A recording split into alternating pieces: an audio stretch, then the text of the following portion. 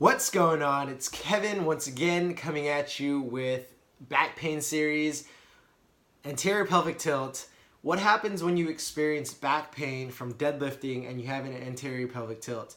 Now, I've personally experienced this in the past when I was a very new personal trainer, and it's funny because I thought I was strong. I was deadlifting 4 plates, 405, I believe.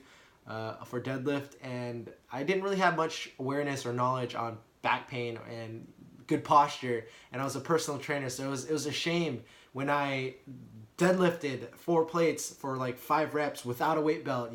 Pretty cool. But after that, I remember like for a week straight, my back was like, whoa, what the hell? My lower back, especially my left side, which I'll go into detail. Most notably, my left side of my back felt like it was like a sharp pain, and every time I squat down, it's just like, ooh, it hurts, man, it hurts.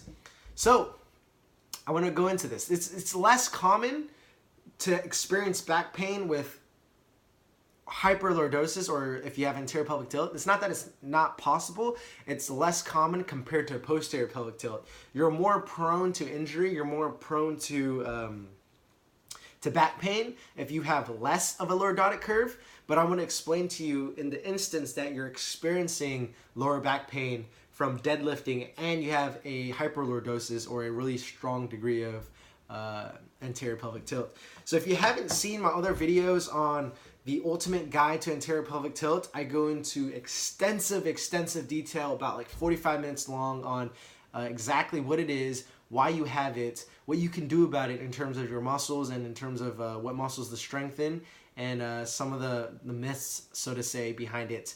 And then if you haven't seen my common sources of back pain, you want to make sure you check that out. I go into a little bit more detail into all of the mechanics, the muscles associated, the activities that exacerbate your problem. But I'm going to use this as a reference to kind of explain to you what's going on and why you may be experiencing back pain when you're doing deadlifts, all right?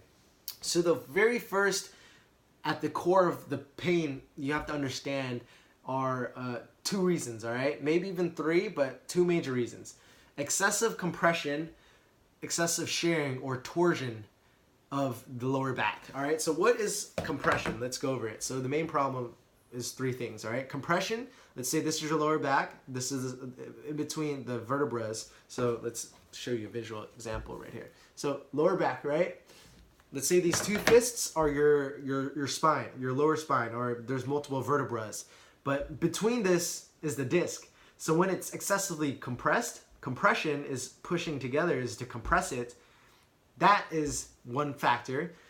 The next one is shearing. So now that, imagine it moves, right? Shearing is being like pushing forward or like sliding, right? That is what shearing is. And then finally you have torsion, which is twisting, torque of the spine.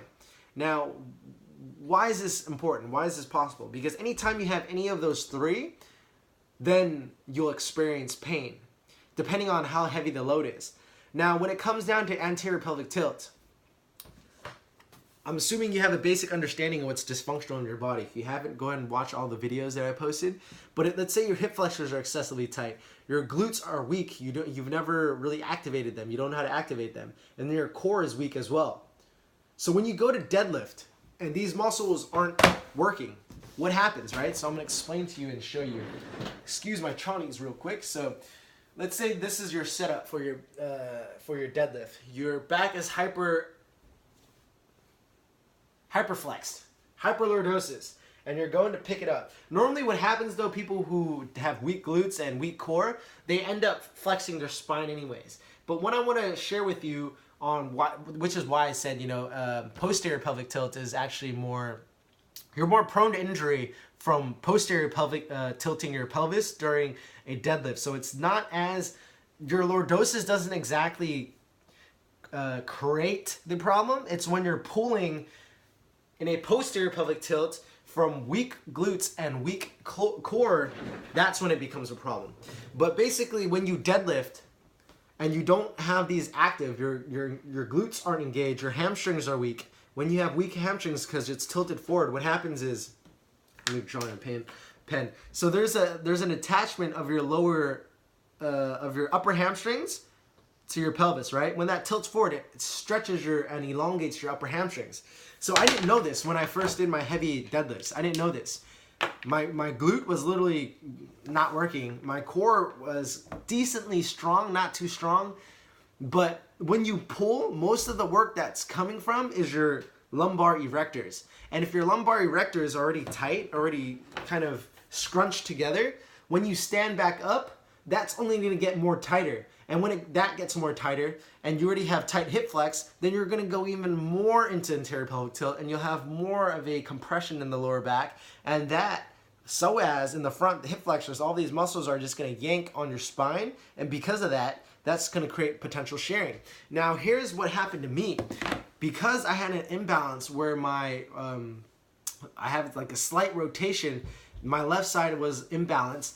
That was why I had issues. So if you have one pelvis that hikes up, or if you have one pelvis that rotates forward, and you're pulling 400 fucking pounds on that, can you imagine what will happen to your lower back if you have weak glutes and you have weak core that can't help stabilize your pelvis? Well, now you're subject to an insane amount of compression and torsion in your lower back.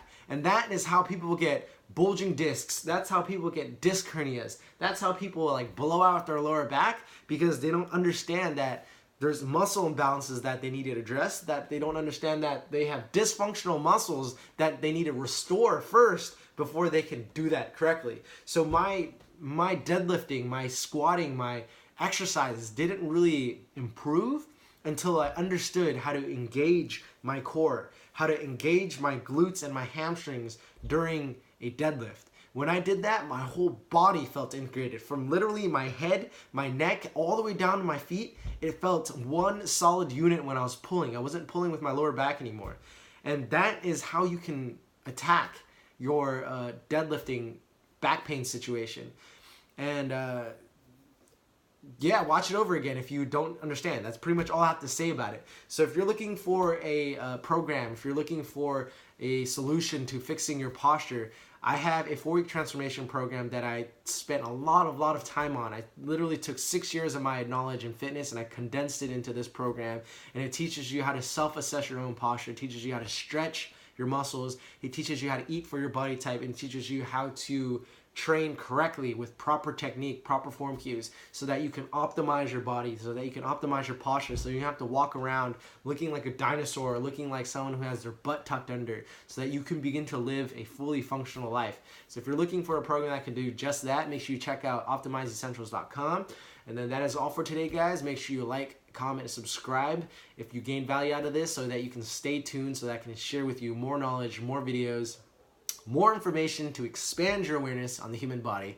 It's Kevin once again, and I am out.